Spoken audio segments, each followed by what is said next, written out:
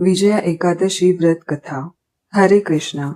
धर्मराज युधिष्ठिर म्हणाले, हे जनार्दन, फाल्गुन महिन्यातील कृष्ण पक्षातील एकादशीचे नाव काय आहे, तिची पद्धत काय आहे, कृपया मला सांगा.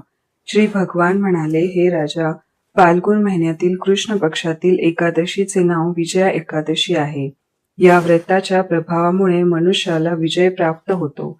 सर्व उपवासांमध्ये हे सर्वोत्तम व्रत आहे. या विजया एकादशीचे महात्म्य श्रवण व वाचनाने सर्व पापांची क्षमा होते.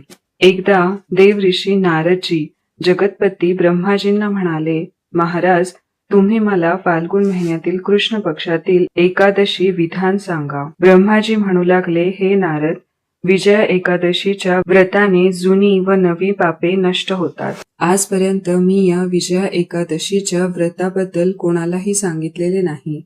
हे सर्व मानवाला विजय मिळवून देते. त्रेतायुगात मर्यादा पुरुषोत्तम श्री रामचंद्रजींनी 14 वर्षांसाठी वनवासात गेले. तेव्हा ते श्री लक्ष्मण आणि सीताजींसह पंचवटीत राहू लागले. जेव्हा दुष्ट रावणाने सीताजींचे अपहरण केले, तेव्हा श्री रामचंद्रजी आणि लक्ष्मण हे वृत्त ऐकून अत्यंत व्यथित झाले आणि सीताजींच्या शोधाला निघाले. इकडे तिकडे फिरत असताना ते मरणासन्न जटायूजवळ पोहोचले. तेव्हा जटायूने त्यांना सीताजींची कथा सांगितली आणि त्यांनी प्राणत्याग करून स्वर्गलोकी गेले. थोडे पुढे गेल्यावर त्यांची सुग्रीवाशी मैत्री झाली आणि त्यांनी बालीचा वध केला. हनुमानजी लंकेत गेले आणि त्यांनी सीताजींना भेटून श्री रामचंद्राची आणि सुग्रीव यांच्या मैत्रींचे वर्णन केले. तेथून परत आल्यावर हनुमानजी प्रभू रामाकडे आले आणि त्यांना सर्व बातमी सांगितली. श्री रामचंद्रांनी सुग्रीवाच्या संपत्तीने वानर सेनेसह लंकेवर चढाई केली. श्री रामचंद्रांनी तेव्हा समुद्रातून किनाऱ्यावर पोहोचले.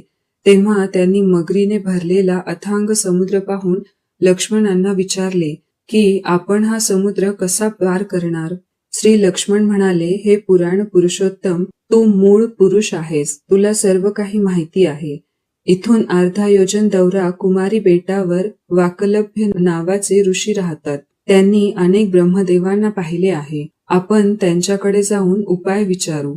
लक्ष्मणजींचे असे शब्द ऐकून श्री रामचंद्रांनी वकदालभ्य ऋषींकडे गेले आणि त्यांना प्रणाम केला. ऋषींनी त्यांना मानव रूपातील पुरुषोत्तम मानले आणि विचारले, हे रामा, कसे काय आलात.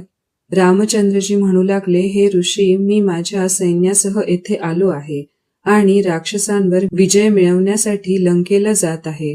कृपया मला समुद्र पार करण्याचा मार्ग सांगा. यासाठी मी तुमच्याकडे आलो आहे. वकदालभ्य ऋषी म्हणाले, हे रामा, फाल्गुन महिन्यातील कृष्ण पक्षातील विजया एकादशीला शुभ व्रत केल्यास तुमचा विजय निश्चित होईल आणि तुम्ही सागर पारही कराल. या व्रताची पद्धत म्हणजे दशमीच्या दिवशी सोने, चांदी, तांबे किंवा मातीचे भांडे बनवावे. ते पाण्याने भरून त्यावर 5 पल्लव ठेवून वेदीवर स्थापित करावी. त्याखाली सताजा आणि त्याच्यावरती जव ठेवावा.